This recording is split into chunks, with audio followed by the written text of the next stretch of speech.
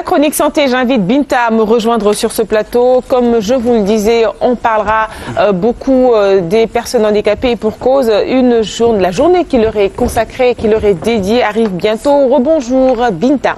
Oui, rebonjour Nafi. Alors ce matin, comme on l'avait annoncé, c'est la deuxième édition donc de la Semaine nationale des personnes handicapées et ce sera du 30 janvier au 5 février.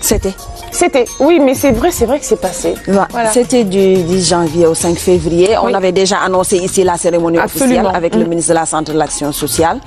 Et il y avait déjà une activité avec le service national de l'éducation et de l'information pour la santé à l'endroit des journalistes et des gens de la presse pour un peu dire qu'est-ce qui sera fait pendant cette semaine-là et quels sont également les engagements que le gouvernement a pris dans le cadre de l'accompagnement des personnes vivant avec un handicap.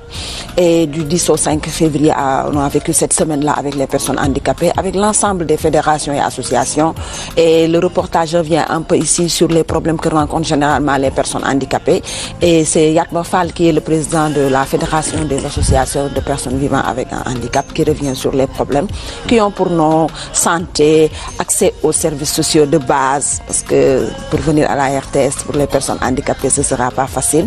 Pour aller au ministère de la Santé et de l'Action sociale, parce qu'il n'est pas prévu de rampe qui leur permet d'accéder dans certaines structures, même si, par ailleurs, il y a des efforts qui sont faits.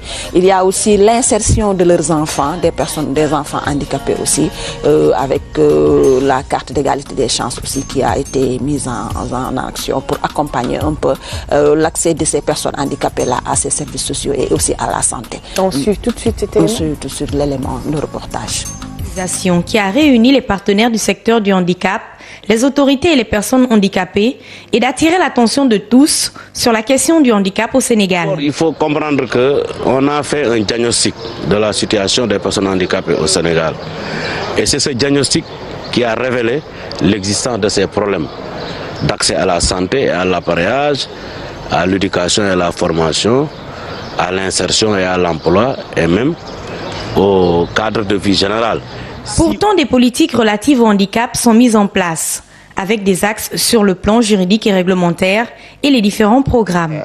Vous savez que l'État du Sénégal a d'abord adopté une loi nationale relative à la promotion et à la protection des personnes handicapées. Le chef de l'État a signé le premier décret d'application de la loi d'orientation sociale.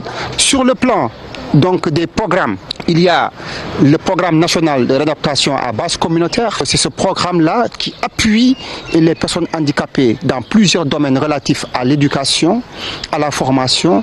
Il y a également des appuis financiers, l'appareillage, les soins médicaux, les secours. Et pour les perspectives 2016, des textes sont en train d'être élaborés par le ministère de la Santé et seront soumis au chef de l'État. Il s'agit tout d'abord du projet de décret relatif au fonds d'appui aux personnes handicapées, le projet de décret relatif au Haut Conseil à l'égalité des chances des personnes handicapées et enfin un troisième projet de décret relatif à l'adoption du programme national de réadaptation à base communautaire. Les personnes handicapées déplorent la situation des jeunes devenus mendiants dans les rues. Elles expliquent cela par un système d'exclusion. Si aujourd'hui, il y a beaucoup de personnes handicapées, notamment de jeunes handicapés, mendiants dans les rues, c'est que ces jeunes handicapés-là n'ont pas eu accès à l'école, donc n'ont pas été pris en compte dans la conception et dans la construction des structures d'éducation et de formation. Mais également les enseignants n'ont pas été préparés dans leur curricula de formation. La Semaine nationale des personnes handicapées est organisée chaque année au Sénégal. C'est le moment pour cette couche de la population de faire un fort plaidoyer pour que les dispositions qui doivent être prises en leur faveur le soient. Voilà, on l'a vu un reportage de Soda Germaine Diatta. Alors, désolé pour cette interférence. Binta, donc on l'a dit, quand même une prise en charge assez conséquente. Oui, une prise en charge assez conséquente et dire que la Direction générale de l'action sociale, qui est la marraine des personnes vivant avec un handicap, fait d'énormes efforts pour que toutes les préoccupations des personnes vivant avec un handicap soient prises en compte.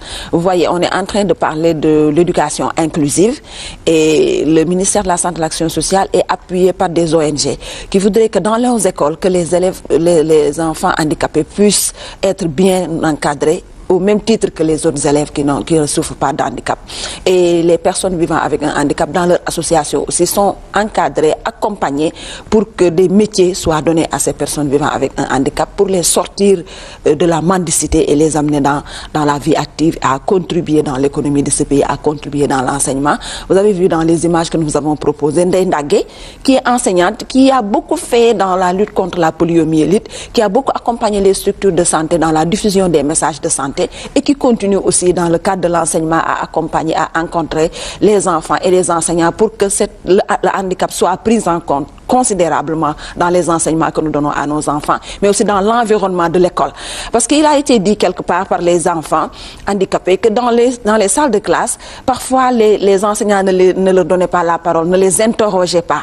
Parce que tout simplement, ils se disaient le déplacement va être difficile, ça va demander du temps pour que la personne se déplace avec ses béquilles et venir au tableau. Mais on a appelé ces enseignants-là à comprendre qu'il faudrait aussi qu'on les prenne comme les enfants valides pour leur permettre aussi de s'exprimer et d'exprimer leur opinion dans les classes et de contribuer valablement dans les évaluations et aussi dans l'éducation au niveau des salles de classe. Et dans la même veine, les pouvoirs publics aussi ont pris des dispositions avec la carte d'égalité des chances. Tout à fait. La carte d'égalité des chances qui a demandé au niveau des services régionaux de l'action sociale de recruter, c'est-à-dire les personnes ayant droit à la carte d'égalité des chances. On doit d'abord évaluer combien il y en a dans l'aire géographique de la région et les services départementaux de l'action sociale, plus les centres de réinsertion sociale, donc les centres de réinsertion et de promotion sociale, les CPRS, de centres de promotion et de réinsertion sociale, également travaillent à accompagner le ministère de la Santé et de l'Action sociale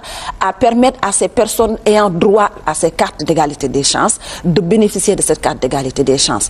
À ce jour, on est en train de confectionner près de 8000 cartes et on voudrait que quand on aura à donner les cartes, qu'on ne laisse pas en rade des personnes ayant droit à ces cartes d'égalité. La distribution certainement est en train de se faire de manière ordonnée et de manière organisée, surtout pour que personne ne soit laissé en rade. Tout à fait. Et les gouverneurs des régions, les préfets des départements et les sous-préfets des arrondissements sont en train d'accompagner les services déconcentrés pour que cette carte d'égalité des chances puisse bénéficier valablement à ces personnes qui sont les personnes vivant avec un handicap, mais également à toutes les personnes ayant droit à cette carte-là, qui sont les personnes diminuées et qui sont dont la situation a été détectée par les services régionaux, les services compétents qui sont les services régionaux d'action sociale, départementaux et les centres de promotion de réinsertion sociale, avec bien sûr l'autorité administrative de la zone. Alors on va tout de suite écouter Mamadou Lamine Fati de la Direction générale de l'action sociale. Qui revient sur les cartes d'égalité des chances. Les éléments en termes de perspective déjà, suite au lancement officiel par le chef de l'État, c'est que Madame le ministre de la Santé et de l'Action sociale a donné des instructions très claires pour la mise en œuvre d'un plan d'accélération, donc qui est actuellement en cours sur l'ensemble du territoire national.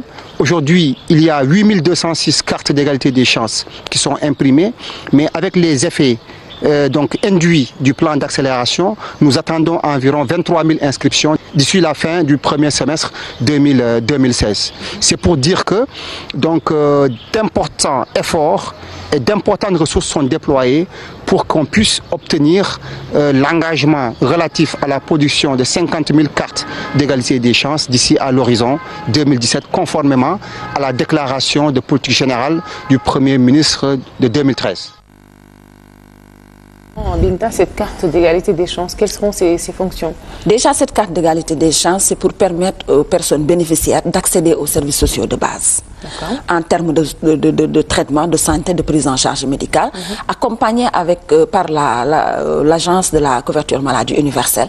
Parce que vous savez, dans la couverture maladie universelle, on voudrait instaurer des mutuelle de santé qui permettrait aux personnes, à tous les Sénégalais déjà, de bénéficier de soins. Mais en cas d'urgence, par exemple, est-ce que quelqu'un qui est handicapé, par exemple, qui a une crise d'asthme, peut rapidement être référencé dans un hôpital et avec cette carte-là, pouvoir accéder rapidement sans qu'on lui demande une consultation de 5 000 francs ou de l'argent avant qu'on le touche? Tout à fait.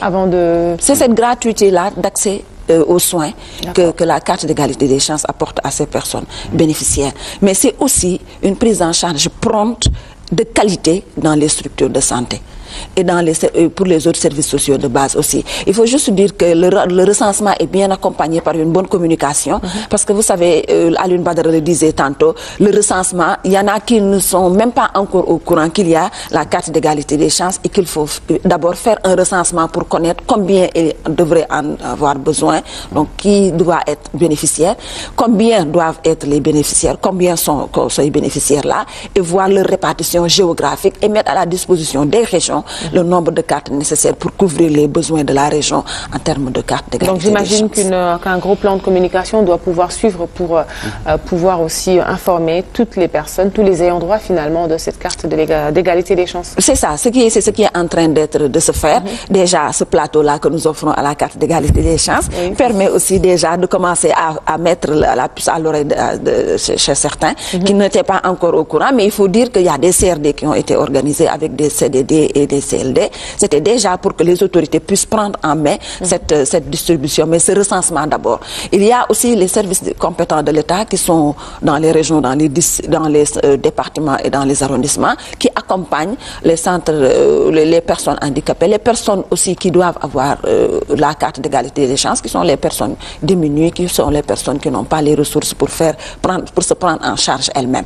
Il faut également souligner que la Direction générale de l'action sociale fait des tournées pour accompagner cette sensibilisation-là, ce recensement-là, pour que déjà qu'on puisse comprendre qu'il sera mis à la disposition des régions et des départements des cartes d'égalité des chances pour que les ayants droit puissent directement en bénéficier et bénéficier des services sociaux de base qui leur sont offerts gratuitement. En tout cas, on sera aussi là et tout avec nous pour faire le point après la distribution de ces 8000 cartes. Il faut le dire, une phase test et aussi une toute première phase. Une toute première phase qui nous permettra aussi d'évaluer nos capacités et la promptitude que nous avons de mettre en place cette carte et également de faire bénéficier à ces populations des soins, mais aussi des services sociaux de base. Merci Binta pour cette page santé que tu signes tous les mercredis sur Kinkeliba.